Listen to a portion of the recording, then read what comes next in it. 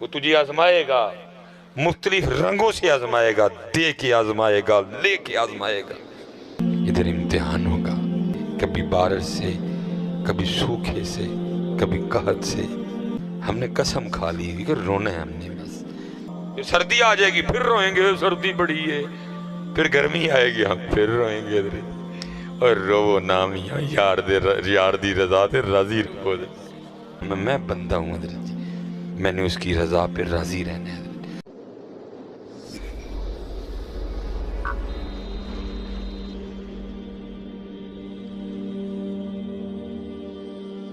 لکھا حضرت کا وصال ہو گیا، بعد از وصال نہ کسی مرید کو خواب میں ملے۔ مرید نے اس کی حضور کی بنی، فرمایا سارے رل کے نہ مرید کٹھے ہو کے کوئی دعا کرو منو معافی مل جائے۔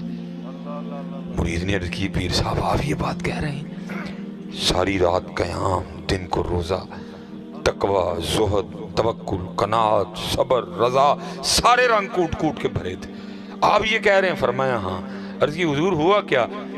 فرمایا ایک دن میں بیٹھا تھا، بارش شروع ہوگی، بس زبان سے اتنے نکل گیا ایک ایڈے ٹائم دی بارش ہے۔ فرمایا اب اللہ روز اپنی بارگاہ میں کھڑا کر کے مجھے پوچھتے ہیں بندے ذرا بتا تو صحیح بارش کا صحیح ٹائم کون سا ہے؟ بندے ذرا بتا ہمیں بارش کا صحیح ٹائم کون سا ہے؟ اس لیے بڑی گرمی ہے تو وہ گرمی ہے، آپ کے اور میرے کہنے سے کم تو ہونی کوئی نہیں، کم تو تب بھی ہونی ہے جب اس کی مرضی ہوگی ہے، کم تب بھی ہے۔ میں حضرت جی بول کے تھے اپنے نے نواں کیس پوالا میں حضرت، ہم تو اس کے رنگ پہ راضی رہیں گے اور ان سے معافی مانگیں گے حضرت، میرے کہنے سے تو جانی کوئی نہیں حضرت، میرا یہی کام ہے، میں بندہ ہوں حضرت جی، میں نے اس کی رضا پہ راضی رہنا ہے حضرت۔ یہ تو کچھ بھی نہیں نا حضرت جی، جناب سیدنا سعد بن نبی وقاص رضی اللہ تعالیٰ، یہ رشتے میں ماموں ہے نبی علیہ السلام کے۔ حضور نبی علیہ السلام فرمایا کرتے تھے لاؤ اگر کسی کے پاس ایسا ماموں ہے تو۔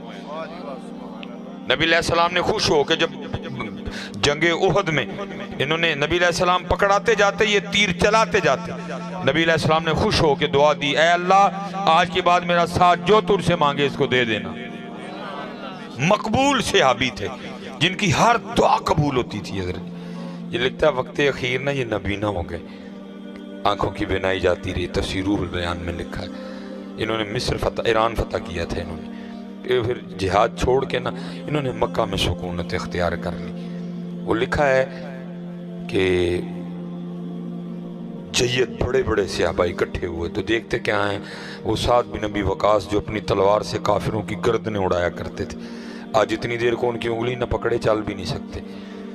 تو سب نے عرض کی حضرت پہلی بات تو یہ ہے یہ جگہ اس طرح کی ہے کہ ہر دعا قبول ہوتی ہے، اور دوسری بات یہ ہے کہ آپ خود ہی مقبول ہیں، جو مانگیں گے ملے گا، تو آنکھیں کیوں نہیں مانگ لیتے؟ سننا ذرا جواب حضرت۔ آپ آگے سے فرمانے لگے مجھے یہ تو بتاؤ مجھے اندھا کس نے کیا ہے؟ سب نے عرض کی حضرت سعد اللہ نے اندھا کیا ہے۔ فرمایا جو نہ کر کے راضی ہے میں بھی نہ رہ کے راضی ہیں۔ ہماری جانیں بلا یار، ہم نے تو قسم کھائی ہے رونا ہی رونا ہے، ہم نے قسم کھا لی کہ رونا ہے ہم نے بس، گرمی پھر روئیں گے۔ یہ سردی آنے والی ہے جی، ستمبر شروع ہو گیا ہے اور اکتوبر گرمی ہے، نومبر میں، دسمبر میں، جنوری میں، تو یہ کون سا ہوگا جب سردی آئے گی تو ہم ساری رات نفل پڑھیں گے، ہم نے پھر رونا ہے، وہ ٹھنڈ بڑی ہے ہم نے پھر رونا ہے حضرت۔ یا تو ہوتا ہے سردی آنے سے ہم سارے روز ایک ایک پارہ قرآن کا تلاوت کریں گے، سردی آ گئی ہم ہر رات ایک ایک ہزار بار درود پڑھ کے سویا کریں گے، نہیں پھر بھی ہم نے پھر بھی رونا ہی ہے، سردی آنے سے ہم نے کون سا بدل جانا ہے؟ پھر سردی آ جائے گی پھر روئیں گے، سردی بڑی ہے، پھر گرمی آئے گی ہم پھر روئیں گے، اور رو نامیاں یار دی رضا تے راضی رہو۔ رنگ ہے مالک کے سارے، تو بندہ ہے، تو کون ہوتا ہے اعتراض کرنے والا؟ تیرا کام ہے اس کی رضا پہ راضی رہنا، وہ تجھے آزمائے گا، مختلف رنگوں سے آزمائے گا، دے کے آزمائے گا، لے کے آزمائے گا، وہ تیرا امتحان کرے گا میاں، تو نے راضی رہنا ہے، تو نے راضی رہنا، جتنا بندہ بڑا اتنا امتحان بڑا۔ حضرت یہ بابا فرید فرماتے ہیں مجھے حضرت قطب صاحب نے نا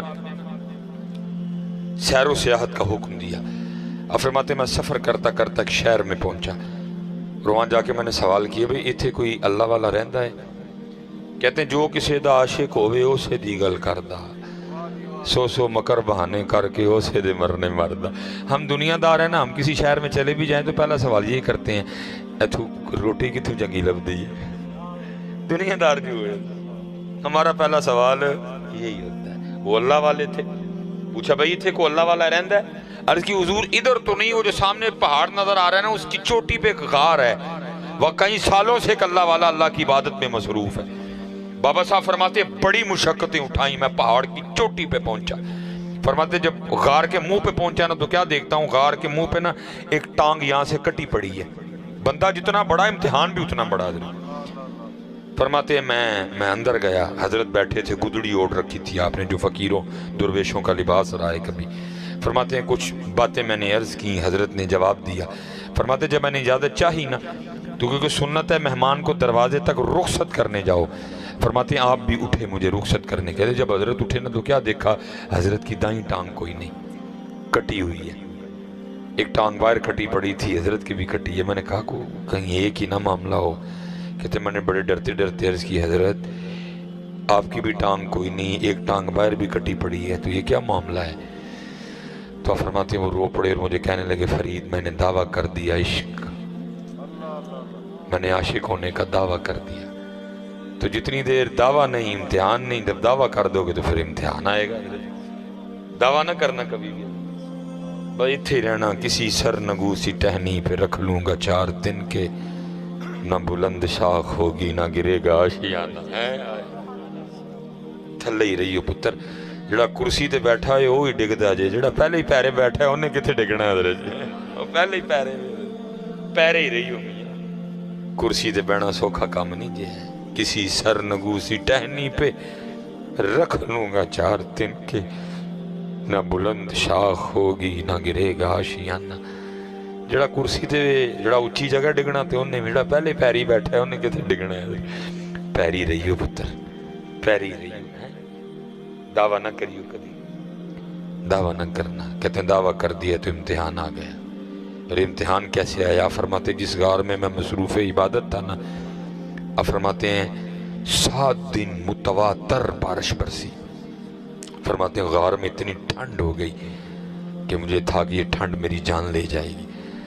فرماتے میں نے اللہ کی حضور دعا کی, اللہ رحم فرما. فرماتے جب 8واں دن آیا نا اپنے ساتھ دھوپ لے کے آیا.